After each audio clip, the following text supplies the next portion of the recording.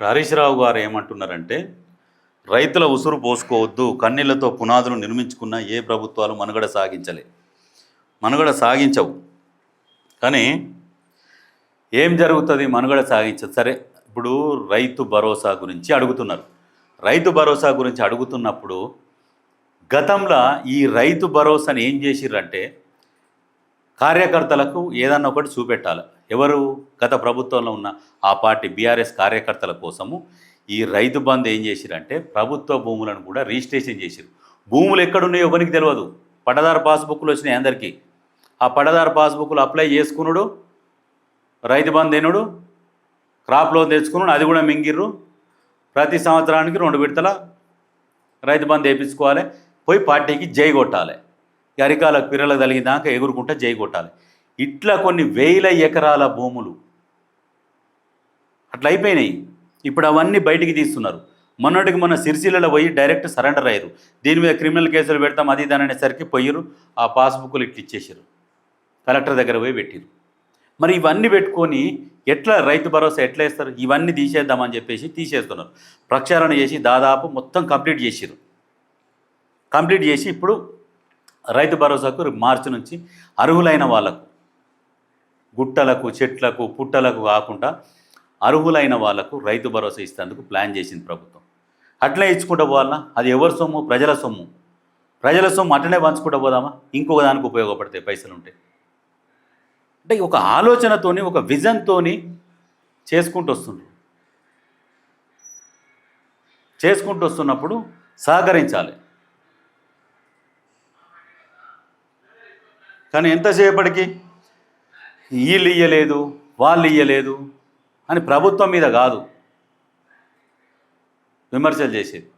ఎందుకు ఇయ్యలేకపోతున్నది అంటే మనకున్న అప్పులకు మిత్తిలు కట్టుకుంటా, అసలు కట్టుకుంటా, ఆర్థిక భారం మీద పడ్డా కానీ ఎక్కడ కూడా ప్రజలు ఇబ్బంది కలగకుండా ఉండాలని అట్లా సమర్థవంతంగా పాలిస్తున్నారు. పాలన అనుభవం ఉన్నది, అన్నీ చూసిండు. కరువుల నుంచి వచ్చిండు రేవంత్ రెడ్డి. వాస్తవానికి కరువుల నుంచి వచ్చిండు, ఓ మధ్యతరగతి కుటుంబం నుంచి వచ్చిండు. ఎట్లా ఉంటుంది పరిస్థితి? మధ్యతరగతి కుటుంబంలో జీతం వస్తే దేనికి ఎంత కేటాయించుకోవాలి, ఎట్లా బతకాలి అనే దాని మీద ఏ ఆలోచన ఉన్నదో రేవంత్ రెడ్డిది కూడా అదే ఆలోచన, అదే పోకడ. ఇప్పుడు ఏం ట్యాక్స్లు వేసి వసూలు చేద్దాం, ప్రజలను ఇబ్బంది పెడదాం, ముక్కు విండి వసూలు చేద్దాం, వీళ్ళ కాడ లిక్కర్ మీద పెంచుదాం, పెట్రోల్ మీద పెంచుదాం, వెళ్తలేదని చెప్పేసి ఇటువంటి పనులు చేస్తలే. భారం పడొద్దు వాళ్ళ మీద, మెల్లగా సాగదిద్దాం, తీసుకుంటూ పోదాం, మెల్లమెల్లగా నడిపిద్దాం, బండి చల్తీగనం గాడి నడిపిద్దాం కొద్ది రోజులు అన్నట్టు అట్లా తీసుకొస్తున్నాడు. రాను ఇప్పుడు ఇట్లే ఉన్నాయి. పరిశ్రమలు తెస్తున్నారు. పరిశ్రమలు వచ్చినాక వాళ్ళ ట్యాక్స్ రూపంలోనో అక్కడే ఎక్స్పోర్ట్ చేసే దాంట్లోనో ఎంతో కొంత పెరుగుతూ ఉంటుంది. రాష్ట్రానికి ఆదాయం పెరుగుతుంటే మెల్లమెల్లగా చేసుకుంటూ వస్తారు. ఎంతసేపటికి బురద చల్లడమే.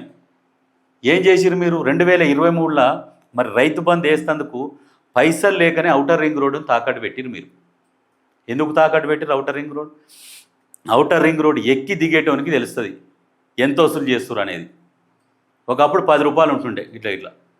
ఇప్పుడు మినిమం ఎక్కి దిగితే 40, 80, ఇక మినిమం ఎక్కి అటు పోయి ఇటు వస్తే కథం 40 కిలోమీటర్లు పోయేస్తే ఎట్టలేదని ఒక 150 రూపాయలు తీసుకుంటారు.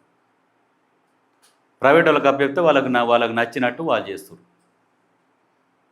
మీరు రకరకాలుగా పిచ్చోని చేతుల రాయి ఉంటే పరిపాలించినట్టు పరిపాలించి మళ్ళీ ఇప్పుడు వచ్చి ఏం తెలియని శుద్ధపూస లెక్క, నంగనాచి లెక్క మాట్లాడుతారు. ఇదట్లా చేస్తారు, అది ఇవ్వాలి ఇది ఇవ్వాలంటే ఏడుకెళ్ళి ఇస్తారు. ఏమైనా పైసలు ముద్ర కొడతారా? అందులోకెళ్ళేది ఇవ్వాలి. మీరు చేసిన అప్పులు కట్టుకుంటా మెల్లమెల్లగా పరిపాలిస్తారు. నిజంగా అదే కనుక మీరు ఉండుంటే ఇప్పుడు ముక్కులు విండి రోడ్డు మీద నిలబెట్టి బట్టలు చింపి ట్యాక్స్లు వేసి వసూలు చేసేటోళ్ళు. మీరు ఇంకా దోసుకోవాలన్న ఆ యావతోని. నిజం ఇది. మీరు కనుక ఉంటే ప్రజలు బతికేటోళ్ళు కూడా కాదు.